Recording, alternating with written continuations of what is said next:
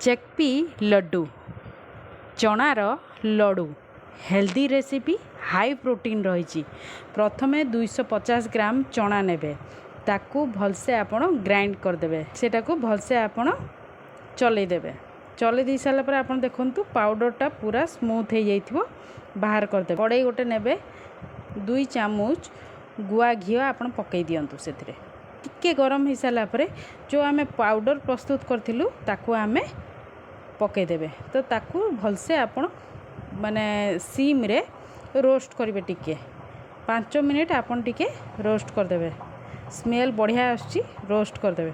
Roast कर सारा पर गोटे प्लेट रे ताकू हाफ कप चीनी आपण नहीं जिवे ताकू ग्राइंड करदेवे। फाइन पाउडर जो हो जिवो ताकू भी ताधरे मिसई दियंतु।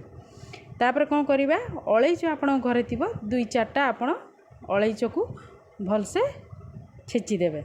छेची जाई सारा पर तार पाउडरटा बाहर पाउडरटा को भी आपण सेतिरे पकई देबे।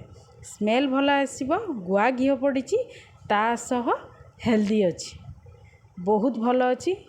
आपण सकाळु गोटे भी खाइले बहुत भल देह को गोळेई देबे।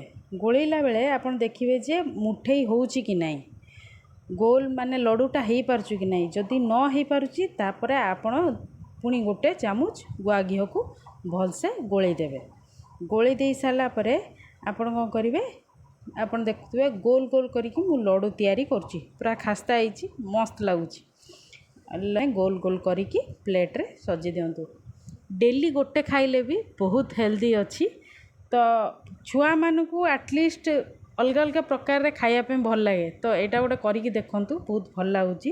ए वीडियो आपण मानकू किपरि लागिला लाइक और शेयर करंतु और मो चैनल को सब्सक्राइब करंतु। धन्यवाद।